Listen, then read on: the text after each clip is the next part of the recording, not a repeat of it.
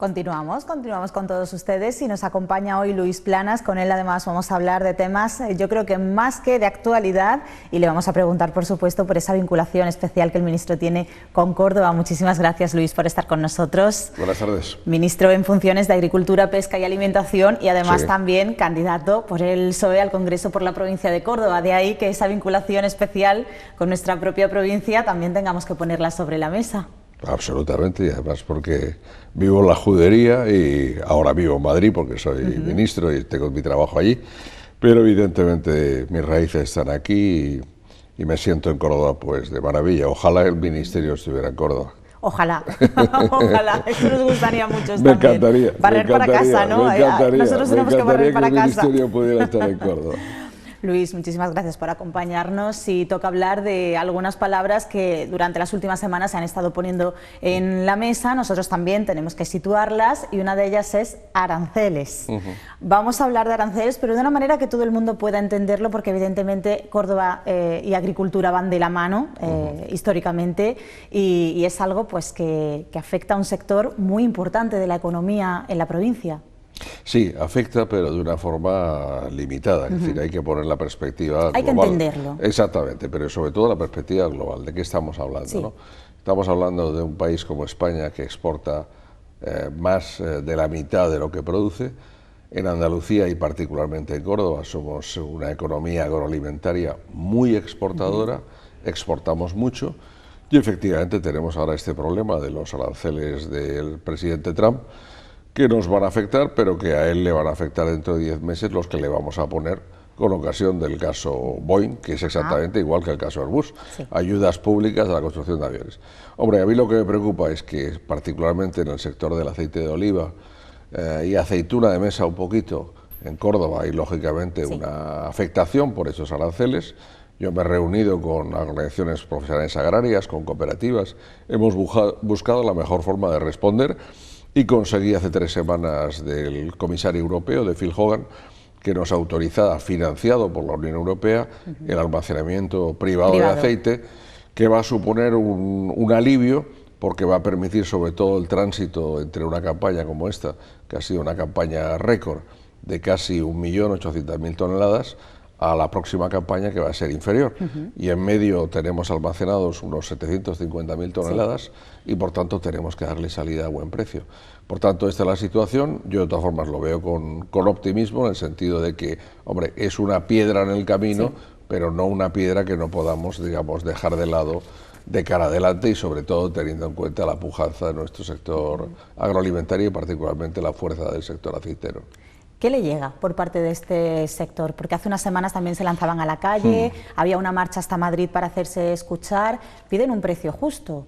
¿Qué le llega a usted? Y tienen razón los olivareros, yo estoy con ellos, creo que es absolutamente cierto. Lo que ocurre es que no hay una varita mágica que fije los precios se fijan según la ley de la oferta y la demanda, y lo que tenemos que hacer más allá de lo que tenemos aquí con los aranceles de Trump es mirar adelante y ver cómo conseguimos que esos precios puedan subir.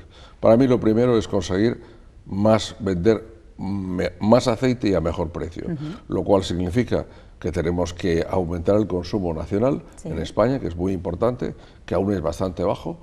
Tenemos que conseguir que la Unión Europea y países tan importantes como Alemania sean mayores consumidores en el sentido de un producto sano para la alimentación como es el aceite de oliva, y en tercer lugar ampliar los mercados internacionales. En Estados Unidos vamos a dar la batalla para quedarnos, ya porque ahí estamos, pero también ampliándolo a países tan interesantes como Japón, como Singapur y China, donde ya estamos, ¿no?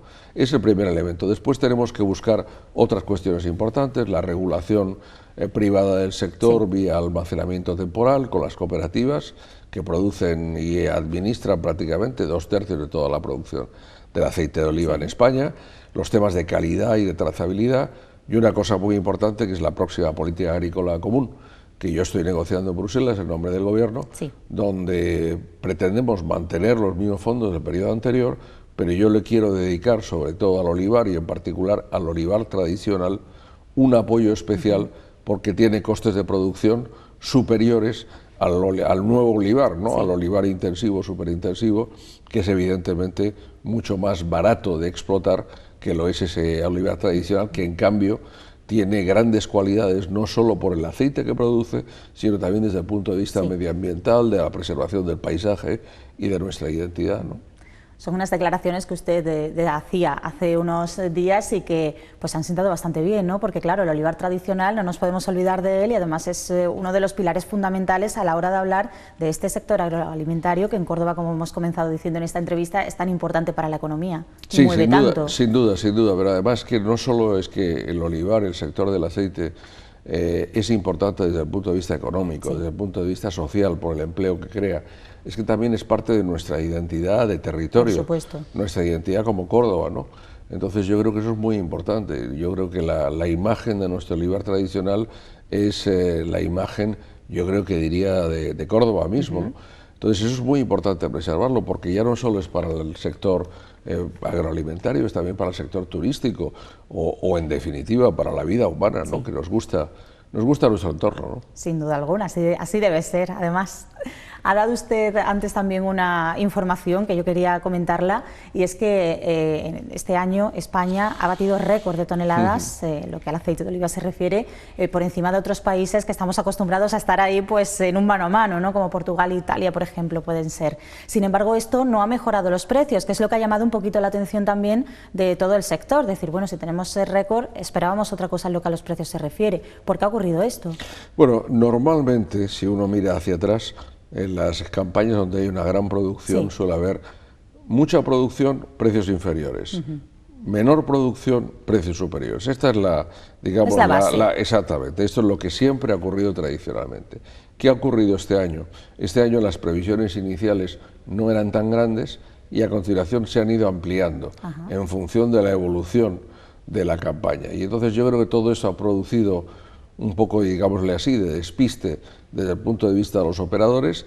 También hay que decir la verdad que tenemos problemas. Este año es un año récord de exportaciones. Hemos exportado más de 1.000 millones de toneladas, lo cual es impresionante, pero el problema que tenemos también es que hay mucha dispersión en el sector, y yo creo que la concentración de la compra frente a una venta que está muy dispersa, produce lógicamente precios inferiores. Entonces yo creo que hay que aprender, lo decía antes, ¿no?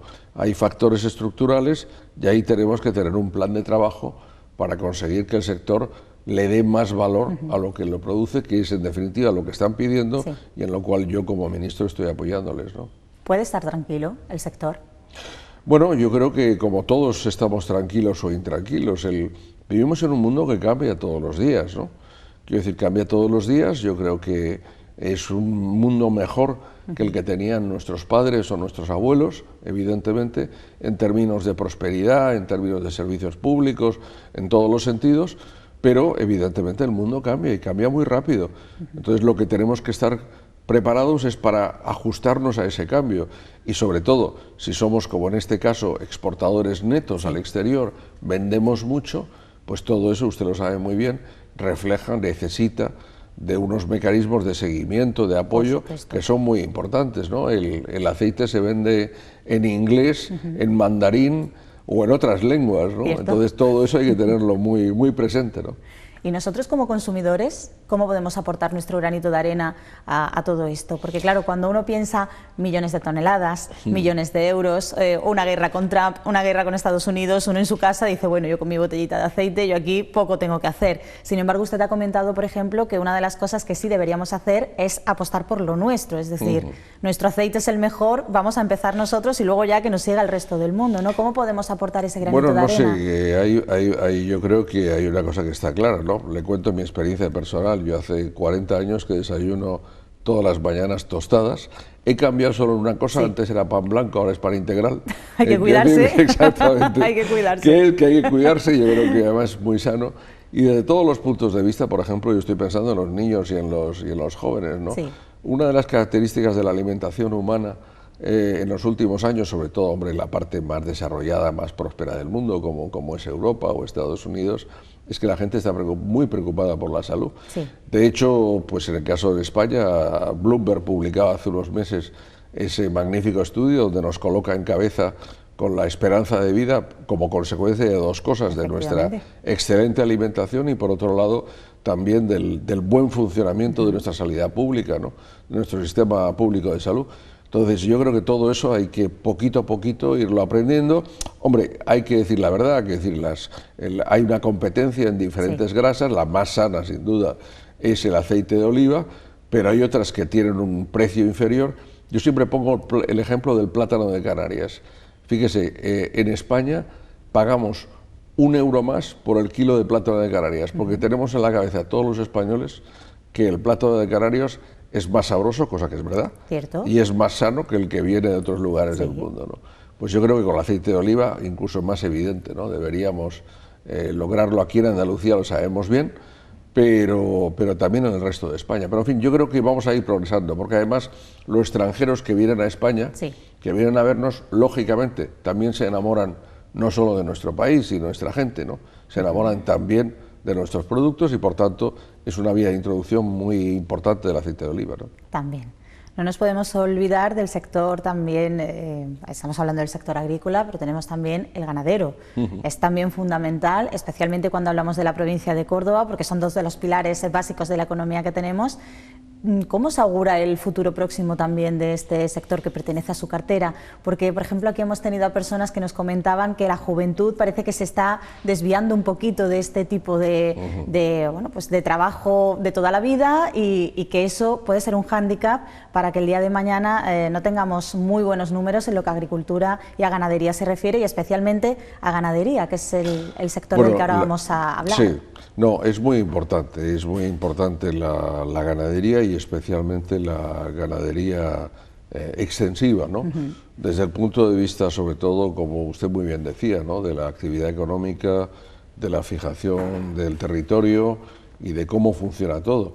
De todas formas, las cosas están cambiando muchísimo. Hablaba usted de jóvenes.